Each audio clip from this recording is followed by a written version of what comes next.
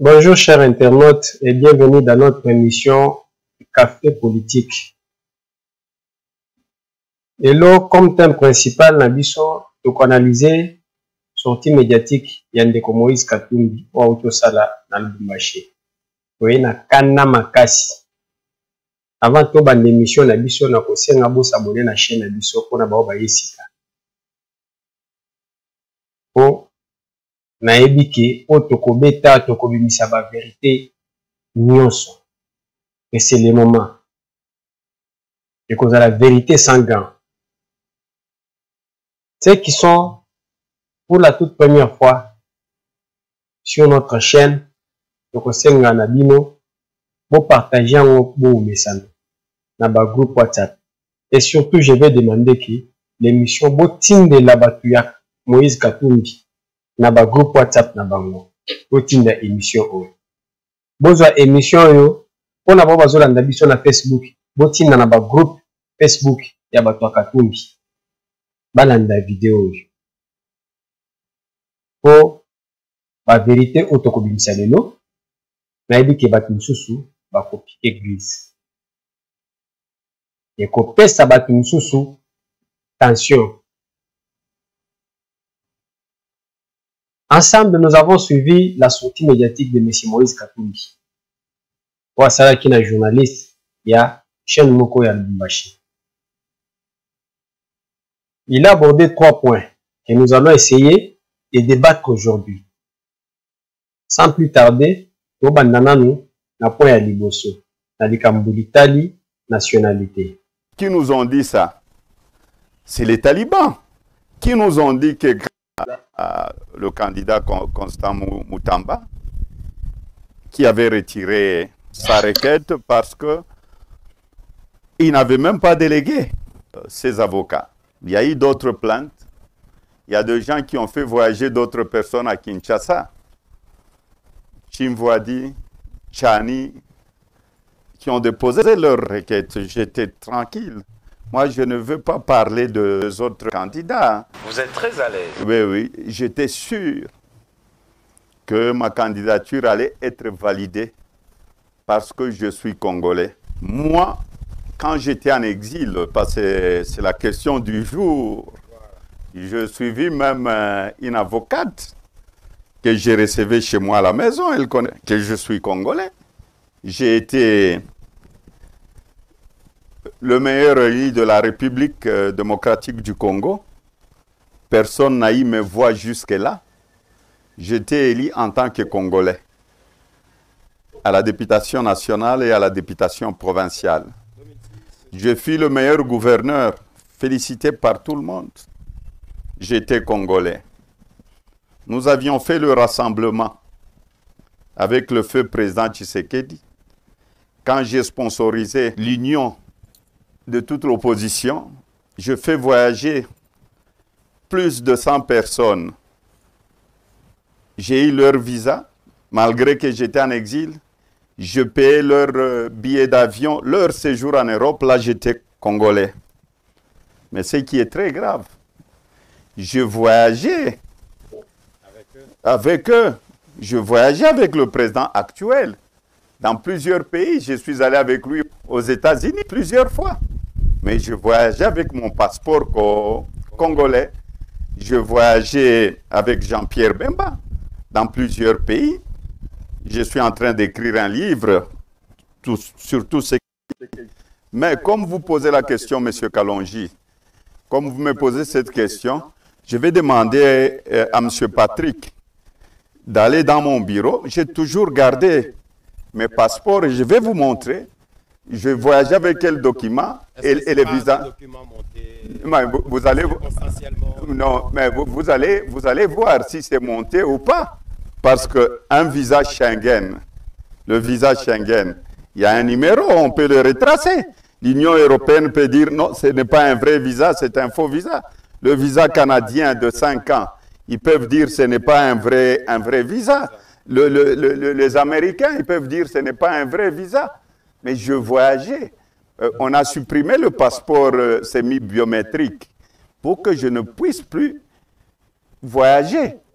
Mais vous savez qu'à cause de ma crédibilité, à cause de mon travail que j'avais fait en tant que gouverneur, la communauté internationale avait autorisé. J'avais écrit, j'ai eu de bons avocats comme Moretti. Ils avaient autorisé que je puisse utiliser mon passeport semi-biométrique. Et je vais vous montrer qu'il y a même dans ce même passeport semi-biométrique, avant d'avoir le nouveau passeport biométrique, il y a des tampons à l'aéroport de Zaventem, aux États-Unis, en Angleterre, 2018, 2019, au Qatar, un peu partout. Donc, vous savez, dans ces pays, on nous a dit que le président Mobutu était un centrafricain. Qui nous ont dit ça? C'est les talibans. Qui nous ont dit que Kabila était rwandais? C'est les talibans. Donc, on va dire qu'il y a seulement un groupe ici qu'on peut reconnaître qui sont de vrais Congolais. Soyons quand même très sérieux. Moi, je crois, voilà, je vais vous sauver l'opposition. C'est que je dis faire pour avoir le rassemblement. Ce que je suis en train de vous dire ici, je vais vous donner le passeport, vous allez voir si ce sont des faux passeports. Congolais, ça. Énergie pour donner de l'emploi aux Congolais. S'ils utilisaient cette énergie pour donner de l'électricité aux Congolais, de l'eau potable, pour améliorer le social, j'allais le féliciter. Est-ce que vous ne pouvez pas colorer ça d'une autre manière? Voilà. Non, je suis en train de vous dire, ici c'est mon passeport de 2000. Alors, on a beaucoup dans la première séquence de Moïse Katumbi. Dans cette interview, Moïse Katumbi a dit à sa meilleure Eli. Personne n'a jamais atteint mon score. Nazo pingana yeba na Moïse Katumbi était meilleur Eli. Na deux fois penalty to na nani. Oyo yebisa biso ke non Kabila a triché 2 fois. Il a organisé 2 fois penalty. Sikoyo za meilleur Eli. Na 2 fois penalty wana to za meilleur to ya za kisko vrai penalty. Quand on a match à 2 fois penalty wana ndo bima meilleur Eli. Voilà comment tu te contredis. Deuxième chose.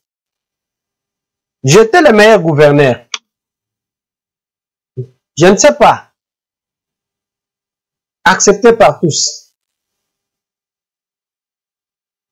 Oui, tu étais le meilleur gouverneur pour au somba ba musicien, au somba ba journaliste, au somba presse étrangère. Nos aka au somba ba toi peut perdre.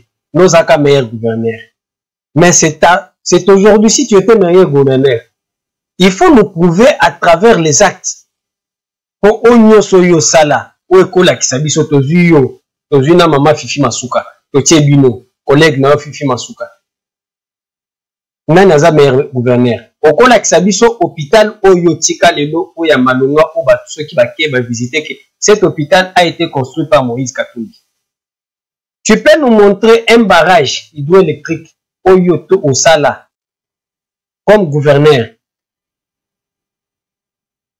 Okoki kola kisabiso école ya munene to université o tiki na Katanga.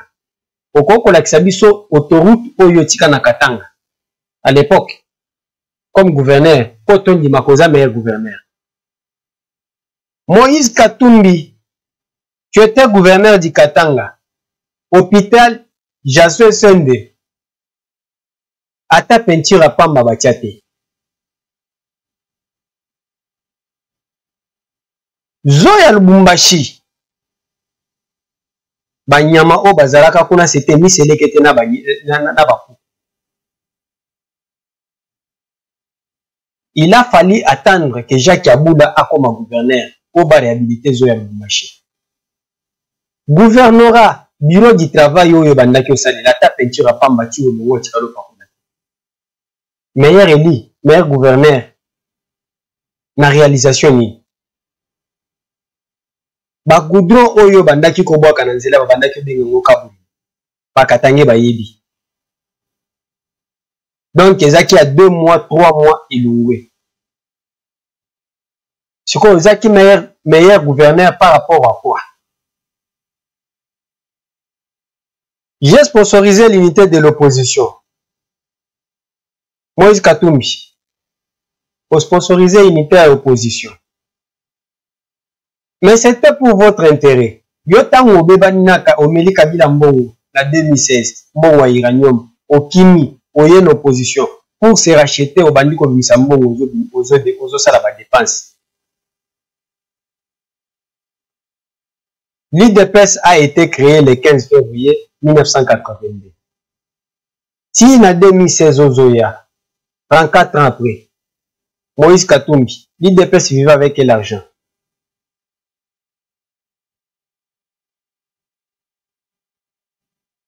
Est-ce que l'IDPS est que vivre dans Mbongo na yo ya gouverneur? Primo. Secundo. J'ai fait voyager une centaine de personnes. Donc, mon ami, wana sikoyo, mupanzi wana na kosenga na Jacques Ndala, batu balia kepa na yo, ba Mike Mukebai, na ba Daniel Safu oyo, o futelaka ba soins médicaux. Ba yoka keno mukolo bako fongola manga po ba finga yo, okotandela bango ba vérité nyonso. Jacques Ndala ou 4 mois, il y a un paiement. Comment il y a copé sa moutoueloko? Ozongi pona koloba. O na futela bango billet. Mais yo moutou bazongi sela visa. Ozonga na Congo banda kyo mona na fenêtre. Bakoloba ni. Qu'est-ce qui peut prouver que ce que tu dis est une vérité?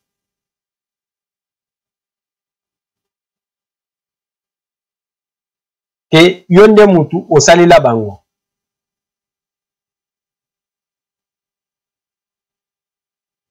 Ce qui est sali yango, Moïse Katumbi. Non. Je n'aime pas parler maintenant le bangonan. Moïse a repé sangani. Oh na yebate banana botam.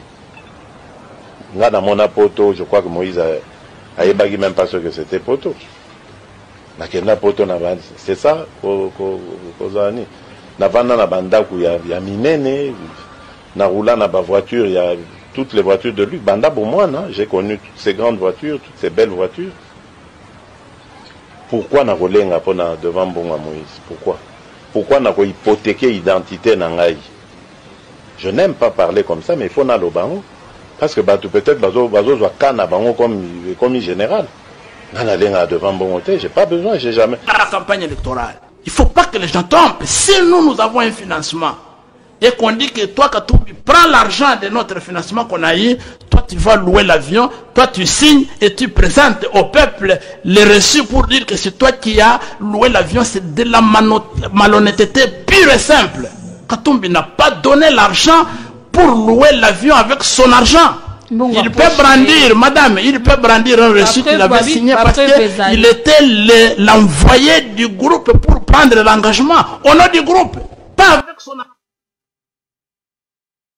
Dans un exemple, Ozana Matanga, au moment où tu as côté brusquement, abandi ko somba ba masanga, azo somba biloko kolia na matangwana. Même si vous avez de l'argent, vous allez refuser que non mupayo ya someli biso masanga, someli biso biloko kolia, kolia te. Vous allez manger. Et après, bozo ya koyoka bazo bisabino ke murmure ebimi ke mutu oyo abanda ke sombela bino biloko kolia na masanga, abanda ki kolinga jeune fille à la famille. Ce monsieur-là était un aventurier.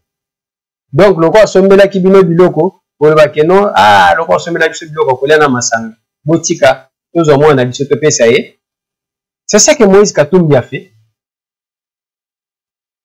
Ce que Moïse Katumbi a foutu là qui batu billet. Est-ce que Martin Fayum doit zanga ki mbongo ko futa billet ko kende poto? Frank Diongo zanga ki mbongo ko futa billet ko kende poto. Félix Tshisekedi azanga ki mbongo ko futa billet ko kende poto.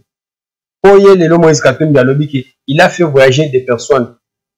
Au moment où il y a zolo bakeno a voyager ki bango. Félix Tshisekedi maman Denise na bana nyonso wazaki na Belgique. Mais yo lobi ko futela ki bango ba hôtel, o mema ki bango na poto. So memi bango na poto, c'est comme si Félix Tshisekedi azanga ki mbongo ko futa billet. S'il utilisait cette énergie pour donner de l'eau aux Congolais, Moïse Katumbi,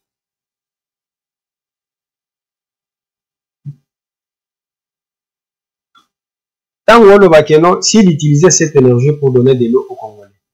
Mais Tshisekedi a déjà donné de l'eau aux Congolais. Izina lemba imbu basala. Ezo sala. Epe sakamai na banani. Na ba Brazzaville. Izine kalate bazo inauguré. Izine ya Mbinza. Eza pour pesa banani mai. Bazo c'est la sous-station ya zongo ozo mema courant na zongo. Eza pona pesa banani. Kuna na Katanga koto yozali. Basali barrage hydroélectrique ya Busanga. Ba uto inauguré yango.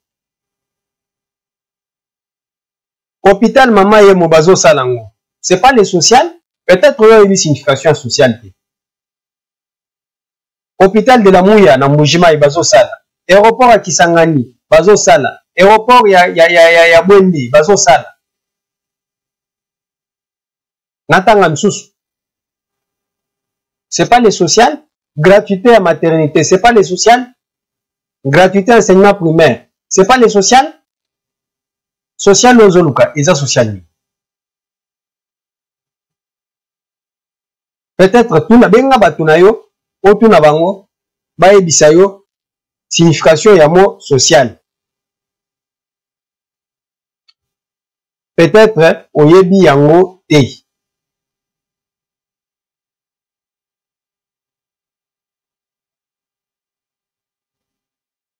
Il y a une certaine opinion qui pense que vous êtes un candidat de l'église catholique. Vous avez reçu Monseigneur Ambongo et les autres dans votre village natal à Kashobwe. Vous avez reçu le numéro 1 ou le représentant de l'église pentecôtiste ici chez vous. Vous utilisez l'église pour avoir cette couverture. Comment répondez-vous à cette question? Je crois qu'on ne doit pas oublier le passé. Depuis que je suis dans l'opposition, ça va faire 9 ans. En 2024. Le feu président Tshisekedi,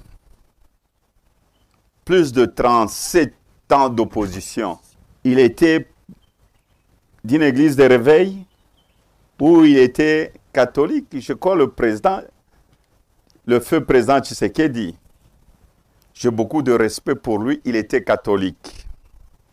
À l'époque du Zaïre, avec le maréchal Mobutu, la même Senko-là a fait de marche parce qu'elle soutenait la population congolaise.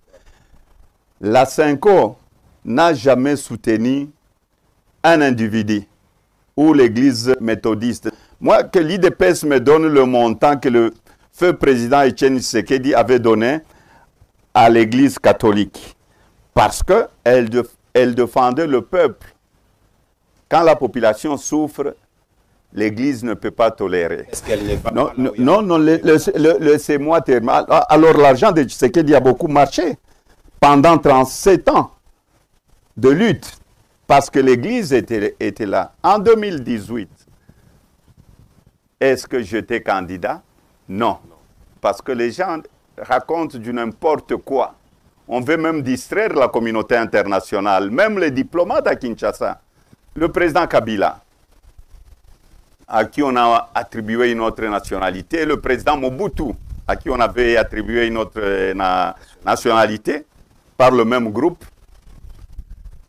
En 2018, Shadari, il est chrétien catholique. Le président Kabila avait fait son mariage avec le cardinal Etchou dans l'église catholique. Pourquoi le président Kabila, pourquoi l'église catholique n'avait pas soutenu le résultat de Shadari qui était catholique? Laissez-moi terminer. Alors la manifestation s'est fait sentir quand il y a eu la vérité des urnes, où Martin Fayulu a gagné les élections. Martin Fayulu est de quelle église? Philadelphie, église des réveils. Félix Tshisekedi, Philadelphie. Mais avec quel pasteur? Le même pasteur. Est-ce qu'ils ont soutenu Shadari qui était de l'église catholique? Ayons quand même du respect pour nos églises, même l'église méthodiste. Quand l'église catholique a dit que Martin Fayulu avait gagné les élections, est-ce que Martin Fayulu était catholique? Non, il ne faut pas non plus vouloir mentir. Donc l'église catholique avait soutenu Martin Fayulu. Non, pas du tout. L'église catholique ne soutient personne ou l'église méthodiste, l'ECC. Eux, leur soutien, c'est à la population congolaise. Aussi longtemps que la population souffre. Et si on veut revenir sur ce même dossier-là, parce qu'on dit non, on s'attaque même aux évêques katangais. Non, non, katangais. Les évêques katangais, notamment Fulgence Mouteba. Quand on s'est battu pour qu'on ne change pas la constitution en 2016, qui avait parlé du troisième faux penalty? Au niveau de la poste, un katangais contre un frère katangais. C'était à cause de la constitution de mon pays.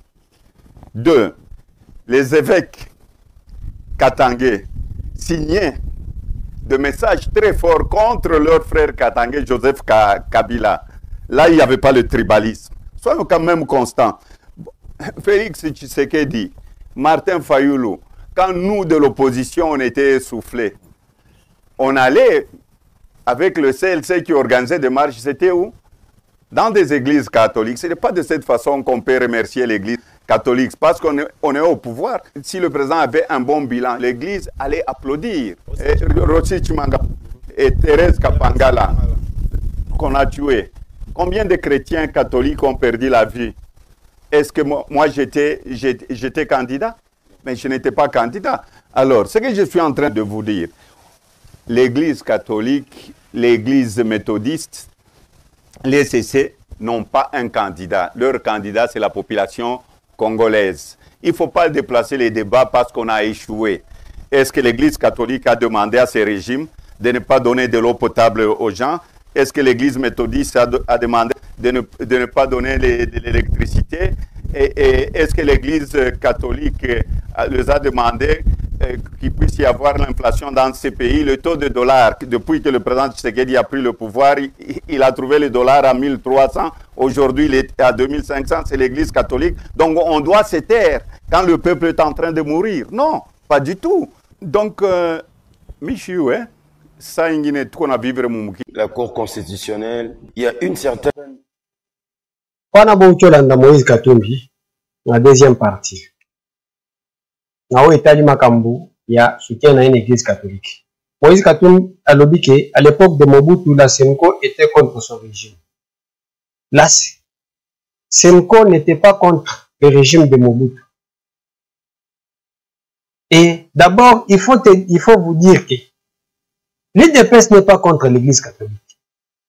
Si l'IDPS ou le président Tshisekedi était contre l'église catholique, alingaki abimisambo 48 millions, apesa na ba diocèse nyonso 48. Récemment, auto abimisambo 48 millions. Chaque diocèse, même Fulgence Mouteba, wana, a vu 1 million. Et outi na présidence. L'IDPS n'est pas contre, ni le président Tshisekedi n'est pas contre l'église catholique. Biso toza contre trio, Ambongo Chole Mouteba. Baza na côté penchant. Moi qui vous parle, je suis catholique. Yo kanisi Moïse Katumbi, ba combattant yo so IDPS, basambela na catholique. Baza na église de réveil.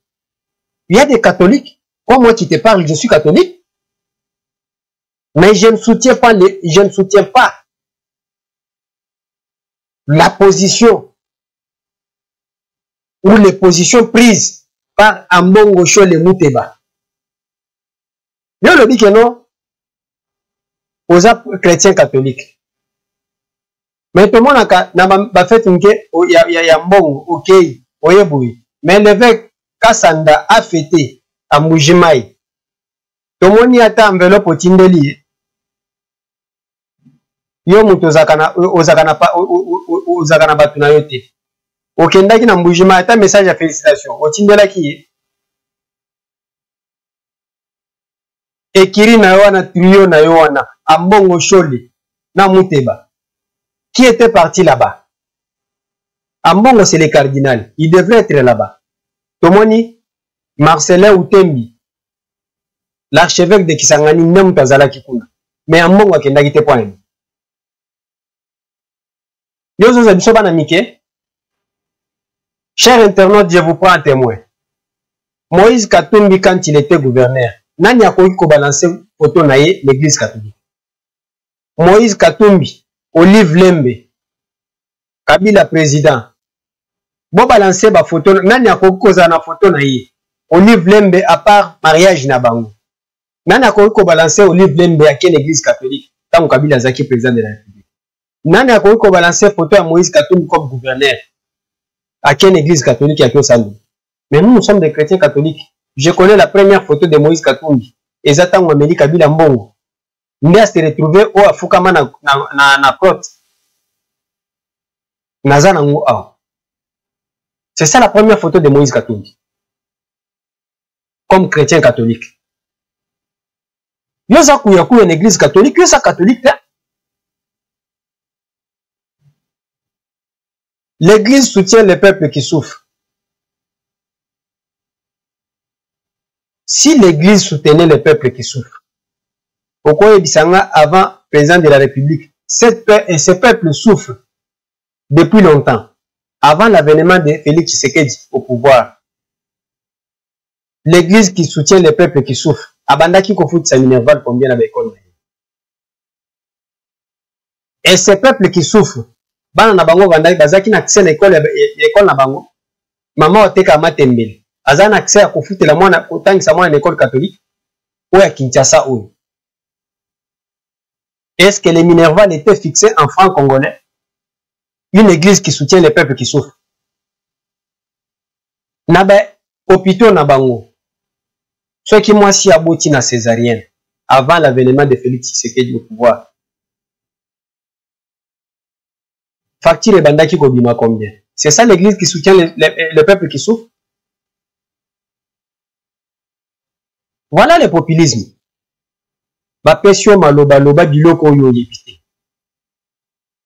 Et vous croyez que le peuple congolais, ils entrent dans l'école catholique. Oyo babandaki vivre dans l'école catholique. Bayebi oyo babandaki vivre dans les hôpitaux catholiques. Récemment, il n'y a pas beaucoup de jours. Ndeko Eliezer na plateau na ye. Autaki recevoir tata oyo mwana ya autaki okufa abandaki osala pansement ye moko na maboko kwa filmaki bakomiti na parquet bayebisi ke kendo funda koto funda biso nyuso bakotya biso nulle part. C'est ça l'église qui soutient les gens, les personnes qui souffrent. Na banda ko tanga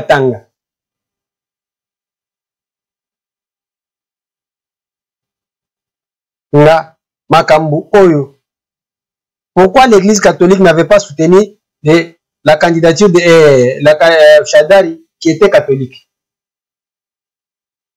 C'est pas question de l'église. Je viens de le dire ici. Ezaba Tumisato et la Senko. La Senko qui est soutenue par l'Occident et les mafieux multinationaux. Ba oyo kopera kanaba. Ba Georges Soros, Vincent Bolloré, Glencore na ba Miso Swana. Bangonde va soutenir Senko. Va soutenir Shadari Ndeni. Shadari azaki candidat oyo ya Kabila. Kabila mutu a promulgué code minier nanko oyo et matisa nini taux de pourcentage. Bazali na kanda na ye. Yo kenda na bango. Nyo so na tango Kabila a matisa code minier aye kotia Shadari. Ba multinationaux national basilika. Yo kenda na bango. Ezaki bitumba na bino. Balingaki ba soutenir Shadari Ndeni. Bango nde bato finansaka Senko. Nde ba finansaki Senko. Na dossier ya smartphone. Et utaki na nani? Nani muta finansaki bango? Ce sont ces gens-là. Ils devraient soutenir Shadari comment?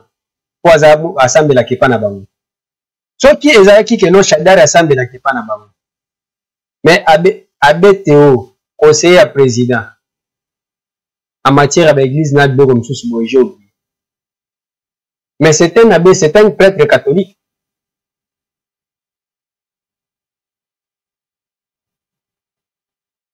Papa Lek, il y a Félix Tshisekedi, le président de la République. Monseigneur Gérard Moulumba, le fait, Monseigneur Gérard Moulumba. C'est un évêque catholique à Senko. On a ni basutena qui est. C'était une question d'intérêt. Oye bien. Parce que nous babison dengozo bakabati na yo. Biso oyebi. Si tu sais qu'il y avait un bon bilan, l'église allait l'applaudir. Pendant l'ignorer, ça veut dire que non, tu sais qu'il n'a pas un bilan. C'est pas moi, le temps. Il y a un bilan, on a un bilan non plus.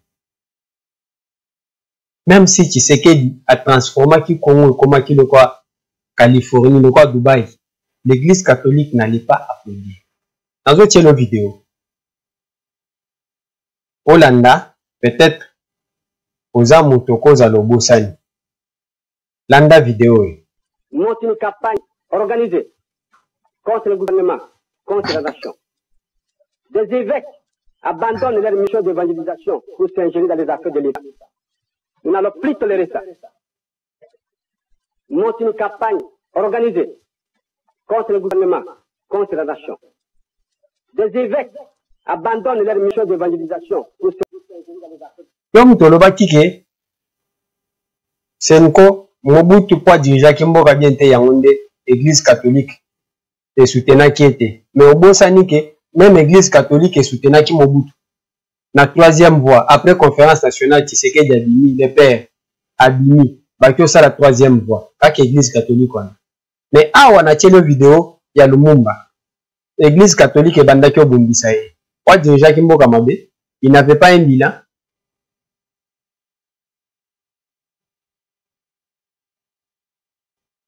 L'église catholique a demandé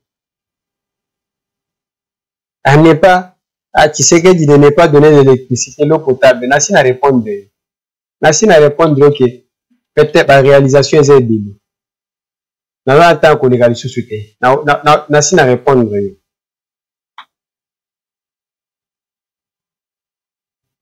Les âmes ont répondu.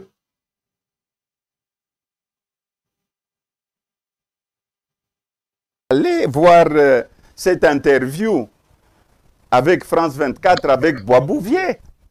Mais j'ai condamné le Rwanda qui nous a dit que il y a des gens qui s'acharnent sur le président rwandais et le président ougandais, mais c'est le président Tshisekedi. Il a dit que c'était son frère. Je crois que quand on dit des choses, on doit être constant et on doit le respecter. Moi, je vais vous dire une chose. Moi, quand j'étais gouverneur, Kalonji, vous étiez dans cette province, vous êtes un enfant d'ici. Est-ce que j'étais en train de pleurer comme on entend les gens pleurer? Est-ce que, pour terminer la guerre à l'Est, on est en guerre, non? On a perdu nos frères, on a des millions et des millions de déplacés de guerre. Est-ce que vous aviez vu le président ukrainien faire de fêtes, appeler les musiciens, danser en Ukraine? Non, soyons quand même constants. Moi, je ne serai pas quelqu'un qui va pleurer. Parce que vous savez, quand je suis arrivé en tant que gouverneur, il y avait les miliciens. Il y avait le triangle de la mort. Voilà. En tant que responsable numéro 1, 4 mois après, il n'y avait plus de miliciens dans notre province. Est-ce que quand on dit, voilà, nous sommes agressés par le Rwanda ou l'Ouganda, ou le Burundi, c'est ça terminer la guerre? Non. Je crois un homme, quand ça ne va pas dans sa maison, un homme, je dis un homme avec grand H, quand ça ne va pas dans sa maison, il trouve des solutions. Non, mais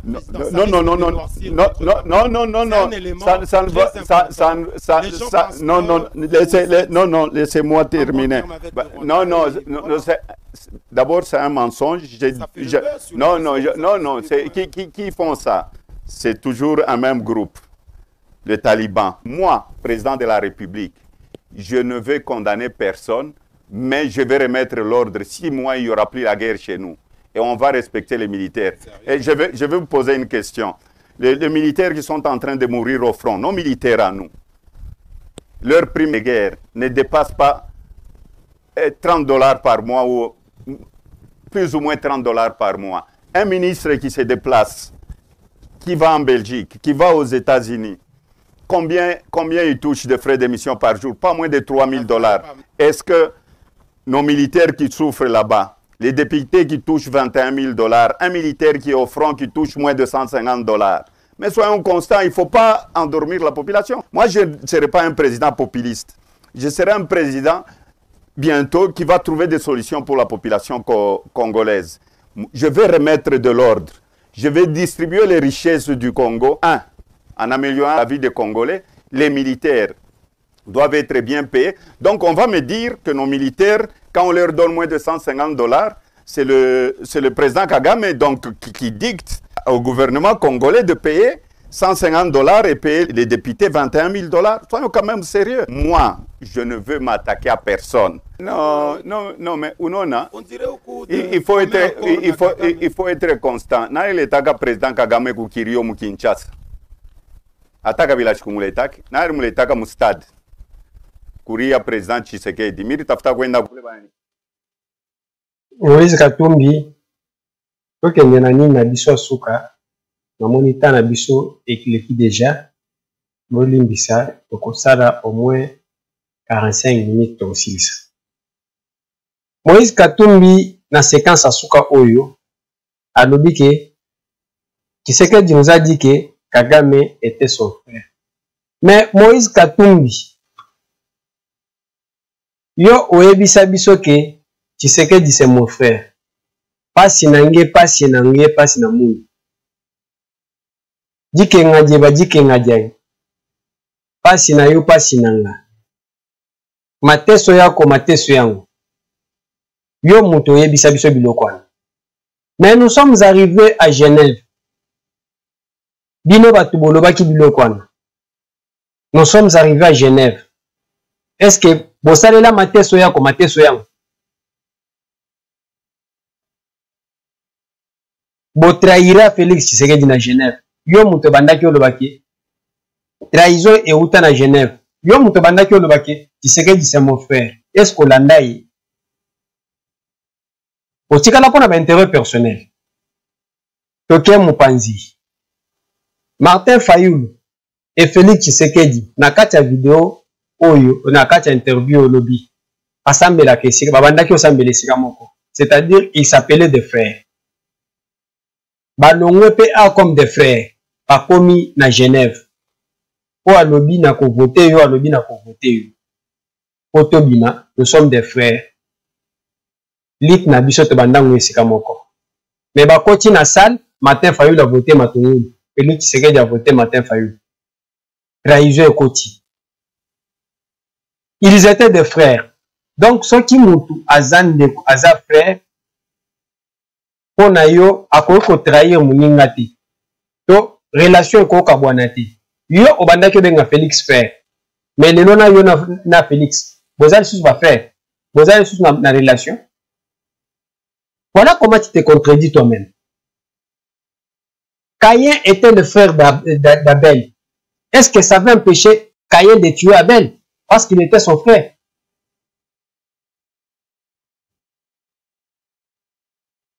Ce qui liba la ezalaki tomoni moto babala ni balobi c'est pour les meilleurs et pour les pires. Au monita mususu peut-être batona bakabwani. À combien plus forte raison un président d'un pays et un autre, ceux qui babengani ba frères, ce sont des frères africains. Ceux qui kobe ba intérêt simbité. Na monde politique c'est les intérêts qui comptent. Yo yesika na politique oyebi makamwana. Ce sont des intérêts qui comptent comme en diplomatie. Ce qui est simbité, bokabwane kotaki. Si vous voulez kobeta masolo que il est mon frère, il est muto lobaki que Kagame c'est son frère. N'appelle ce exemple msusu. Ya boba bengana ba frère, mais tini lo bazaka ba frère. Yo zalaka na Kabila, obengaka ye frère, lelo zo benga ye frère. Est-ce que vous évoluez ensemble qui m'a kaye pona ni? Yo bengue frère Katangi. Mais au qui m'a kaye pona ni? Pe abengana yo pe se retrouver en exil pona ni. Mais c'est ton frère? De kondengo zo benga ye frère Katangi. Mais il fallait que vous puissiez rester ensemble. Vous êtes des frères. Bokamona ponani. Talendemo ozo se contredire Kayumi. Je ne serai pas quelqu'un qui va pleurer. Na évité, pleurer pour Moïse veut dire quoi? Si le gouvernement ou le président de la République azotalisa agression rwandaise na mokili mobimba, c'est ça pleurer? Ce qui est président de la République azotalisa ba signe na ba soda oyazo kanga ya Rwanda na communauté internationale, c'est ça pleurer? Si cela est synonyme de pleurer, c'est que yoza grand pleureur. Moïse Katumbi aza grand pleureur. Moïse Katumbi Kabila a botolié passeport à se retrouver à Kimi Libanambo. Mais il devait garder silence à Lingaki, à Lobate. Mais tout le monde a yé na ba média nyonso ya monde mobimba RFI, ba média nyonso na RFI TV5 France 24. Omar a vu le passeport. Kabila ne veut pas que je rentre au Congo. Obanda kyo salango ponani.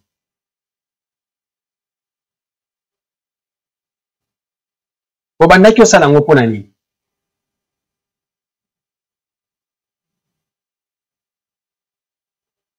Ozongiao, pas plus tard que hier.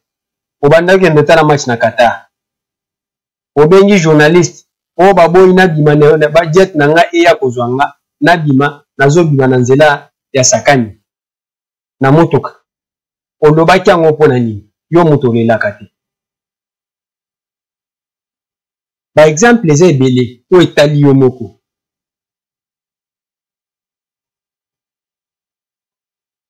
Zelensky, est-ce que vous avez vu l'Ukraine est en guerre? Est-ce que Zelensky fait des appels? Fait appel des musiciens pour fêter ou danser? Donc, quand on est en guerre, on ne peut pas danser, on ne peut pas fêter. Goma côté guerre ezali, baba resala kate, ba fête ezala kate. Na Kivu. Baba refunga makate. So ke na goma na minute, baba rezo salate, na ba bois de nuit. Pour baza na guerre. Donc le président ne peut pas fêter. Donc Zelensky oyozo pese exemple.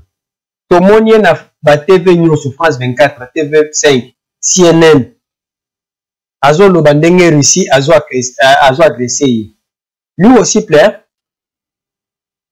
Oh oyo. RDC azo sala lelo. Zelensky azo sala pa na yi. Ce qui est évité, moi si Zelensky, bah où tu publies en média, où tu dépenser ce qui est 1 milliard 200 millions, na makambu ce qui makamoko zangatina ao. Ce qui est évité, bah benga tiango scandale.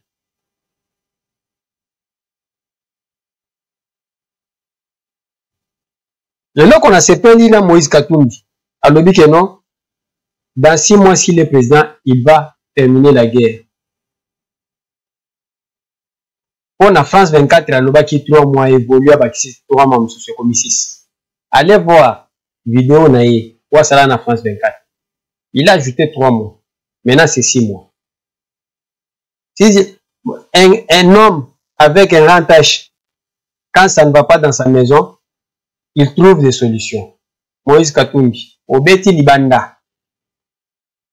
Nous sommes tous des responsables. Quand ça ne va pas dans la maison, d'abord, on va chercher la cause. Pourquoi ça ne va pas?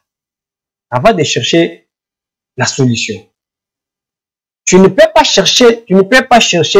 trouver la solution tant que tu n'as pas encore trouvé et cherché la cause. Je te donne un exemple. Nanda kunayo. Ozana bana.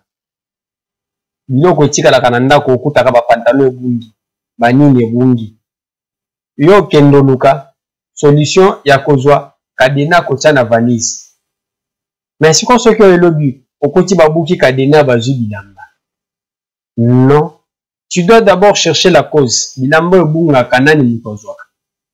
Tango koyeba ndo yo kozwa siko précaution yo ko trouver solution. Soit tu blâmer moi nana, soit tu luki au péché ba punition. Ou ko luka solution. C'est comme ça qu'on fait. Na ebite so nanda ko na yo so zaka okuti na ebite so ki muibi azaka nanda ko na ebite. So kuti biloko ebongi yo luki solution.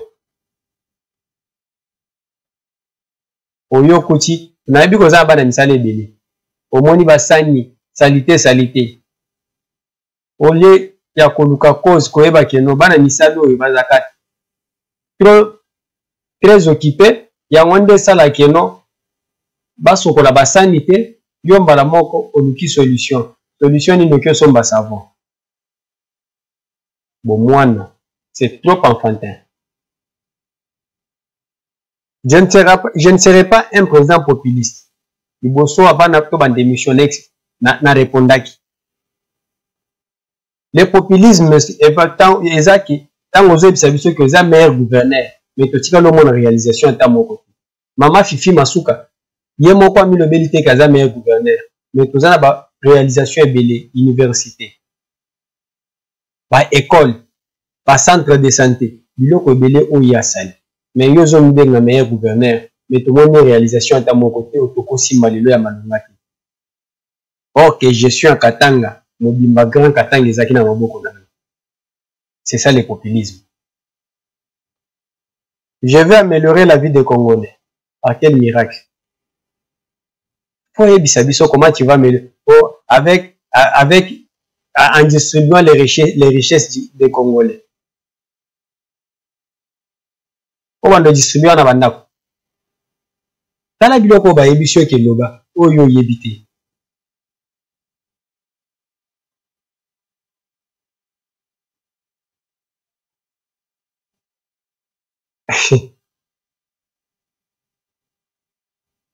Est-ce que guerre oyo zoloba aussi les sango dans 6 mois? Cette guerre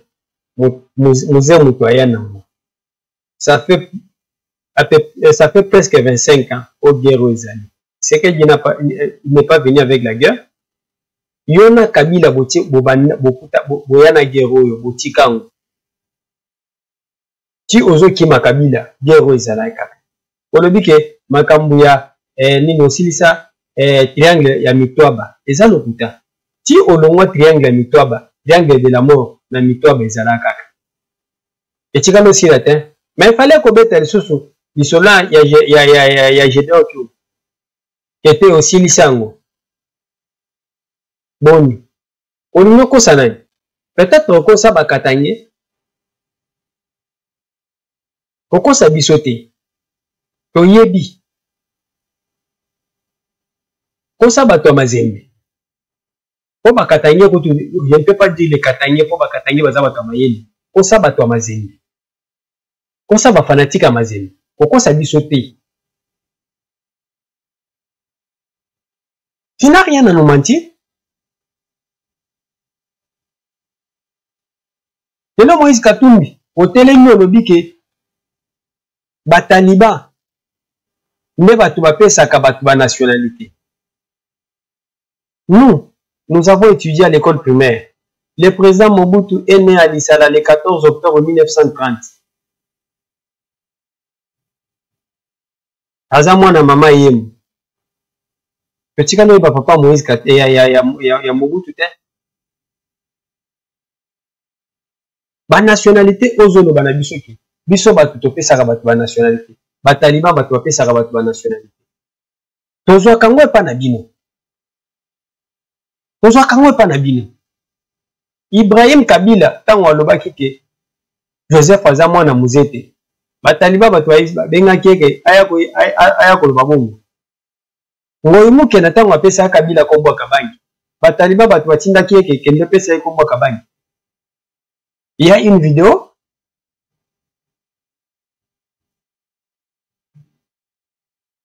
Mirindi tango alobaki ke Kabila si faza mama na ete. Bataliba batu batinda kai. To récemment John Nunga ou tu as confirmé que maman si faza maman Kabila maman nae azana na nini na aza rwandaise batalima batu batinda kai. Georges Merindi nous a dit que maman ya Kabila azo vivre en États-Unis aza rwandaise maman Marceline batalima batu batinda kai.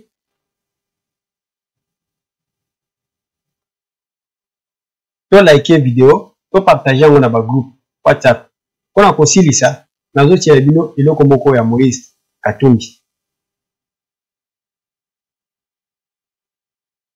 To landango, to yeba bataliba, botala bataliba oyo ba pesa ki batu bataliba o ba pesa batu pa nationalité. Zaidine Goma, et j'ai suivi cette transition en étant un des acteurs. La difficulté du Congo RDC, c'est sa richesse. Puis-je rappeler que Laurent Désiré Kabila était allé chercher, on est allé le chercher parce que l'Ouganda et le Rwanda avaient décidé, sur ordre d'une puissance extérieure, je peux donner des précisions, d'envahir le pays. Puis-je rappeler que pendant que Laurent Désiré Kabila envahissait le pays, un certain nombre de sociétés signaient des contrats. C'était des sociétés américaines. Puis-je aussi rappeler que lorsque Laurent Désiré Kabila se retourna en étant un patriote pour son pays, on décida, ici à Bruxelles, j'ai eu l'information, je peux dire de qui il est décédé depuis, son élimination, et qu'on est allé à Washington chercher également l'ordre, et il fut éliminé 15 jours après. Et puis-je rappeler qu'on est allé chercher alors Joseph Kabila en se disant, ce jeune, on le manipulerait parce qu'il n'était pas il était de nationalité rwandaise et qu'on allait en faire un président. Tout ceci est de la manipulation. Ce qu'il faut pour la République démocratique du Congo, c'est une souveraineté retrouvée.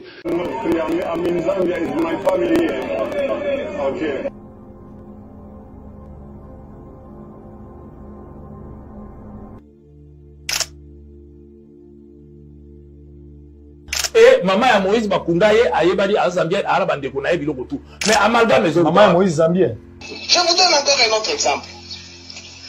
Quand moi je l'ai connu, on voyageait ensemble, puisqu'il avait la nationalité zambienne. On a une certaine chose dans la preuve. Sur la même liste-là, je n'ai pas vu des Tanzaniens. Je n'ai pas vu des Tanzaniens. Parce que nous connaissons, il y a des Tanzaniens. Si réellement les gens sont conscients de ce qu'ils sont en train de faire, on devait avoir des Tanzaniens sur la liste aussi, parce qu'on l'a vu dans... Merci, aussi ici émission na biso, Okutani, Okolomalobi, na émission Mususu. Ciao.